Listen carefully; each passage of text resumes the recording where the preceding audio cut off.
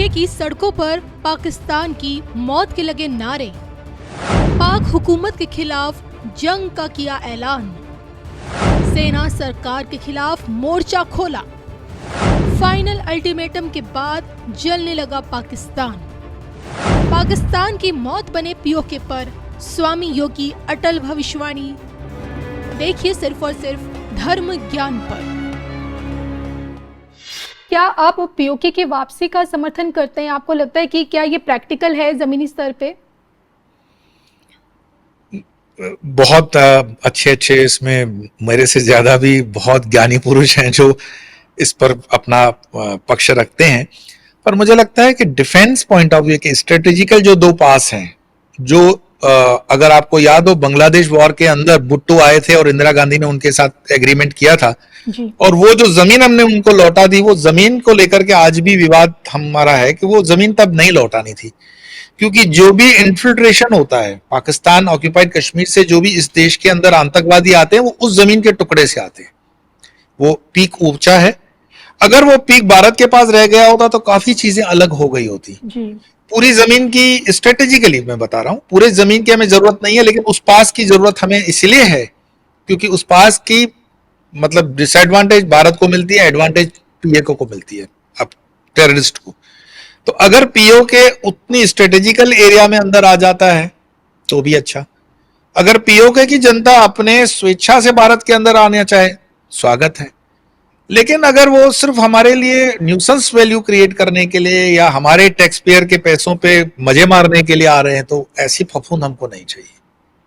हाँ, लेकिन हम इतने सशक्त हैं कि भारत अपनी रक्षा के लिए स्ट्रेटेजिकल जितनी भी लैंड चाहिए उसको ले लेना चाहिए। अब भारत को उस मार्ग पे नहीं चलना कि हम मतलब सर्वे भवन्तु सुखिनः सन्तु, विश्व बंधुत्व की भावना, ये वर्तमान की ये जरूरत नहीं है। वर्तमान की जो जरूरत है वो सुरक्षा में है और स्वरक्षा में है, और उस स्वरक्षा और सुरक्षा के लिए जितनी जमीन हमने दी हुई है इंदिरा जी के समय में उतनी जमीन वापस लेनी है। जितनी जमीन हमारी काम की नेहरू जी ने चाइना को दी हुई है वो लानी जरूरी है, और स्ट्रेटेजिकली इस देश की सीमाओं को सुरक्षित कर लेना चाहिए। तो जितनी जमीन आप वापस लाने की बात करें, क्या लगता है क्या इस बार महासप्तमी के दिन हो पाएगा पीओके में? क्योंकि पीओके में 29 सितंबर को एक महा आंदोलन छिड़ने की बात की जा रही है। रावलपिंडी से भी पाकिस्तानी फौज एक बड़ी तादाद में पीओके पहुंच चुकी है, और इन सबको देखते हुए कहा जा रहा है कि पीओके में कुछ बड़ा होने वाला, इतना बड़ा होने वाला है कि दशहरा एक दिन पहले पीओके में मना दिया जाएगा। मैं इस चीज को मतलब एक एनालिसिस के हिसाब से काफी पहले कह चुका हूं कि पाकिस्तान एक ज्योग्राफी के अंदर अपने को दिखता है कि पाकिस्तान नाम का कोई देश है। एक्चुअली पाकिस्तान के अंदर 5 पाकिस्तान पलते हैं, Punjab Pakistan, Sindh Pakistan, Balochistan Pakistan, North West Frontier वाला पख्तूनवा पाकिस्तान, और ये पीओके पाकिस्तान जी। तो जैसे 5 अलग अलग जगह हैं और उसको आपने आइडेंटिकल कर दिया पाकिस्तान। उसमें क्या होता है कि जब जब उनकी आंतरिक समस्याएं बढ़ती है तो वो एक ऐसा शगुफा करते हैं जिससे थोड़ी मीडिया में दूसरी बातें चलती हैं। जैसे इन दिनों अमेरिका के साथ उनके संबंधों को लेकर के जनता थोड़ी सी खुश है, भारत पाकिस्तान युद्ध का एक माहौल बना, इत्यादि इत्यादि। लेकिन पीओके वाले कश्मीरी तो उनसे नाराज हैं ही, क्योंकि वो आंखों से देखते हैं कि क्या डेवलपमेंट है। आप देख रहे हो कितने ब्रिजेस बन गए, कितनी कनेक्टिविटी आ गई, सहूलतें क्या है, रोड्स, एजुकेशन, सब कुछ है। मुझे बताओ 370 से पहले जो कश्मीरी यूथ हाथ में पत्थर लेकर के उस चौक पर, लाल चौक पर आर्मी को मारता था, अभी क्यों नहीं मार रहा है? अब तो 370 हट गए, अब तो उल्टा उसको मारना चाहिए था जी। तो इसका मतलब ये हुआ कि जो लोग पाकिस्तान से फंडिंग करके पत्थर चलवाते थे उनकी सत्ता खत्म हो गई, शांति आ गई है।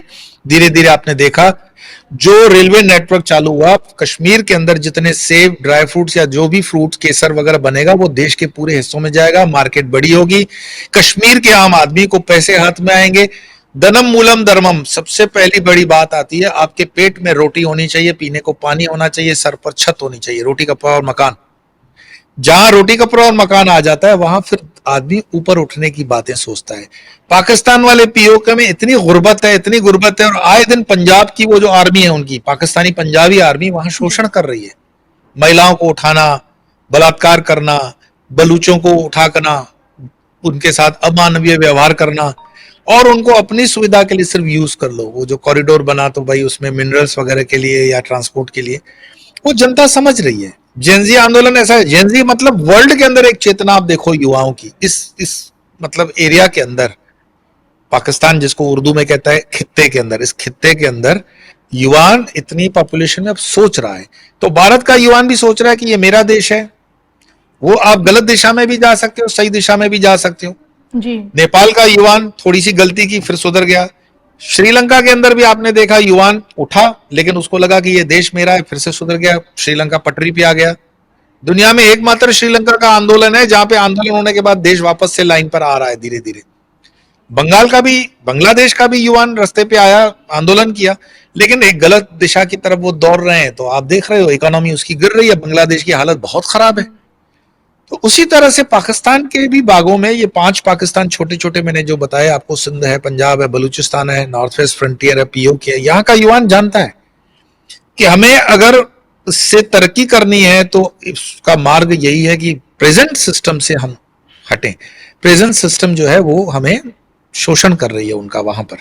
तो उस वजह से जो आप बता रहे हो कि दशहरे से पहले आर्मी का वहां पर है, संभावना ये भी बन रही है कि मैंने जैसे बताया पीओके के अंदर रहने वाले लोग चाहते हैं कि हम भारत का हिस्सा हो जाए, और वो देर सवेर होना है, वही एक समाधान है, दूसरा समाधान नहीं है।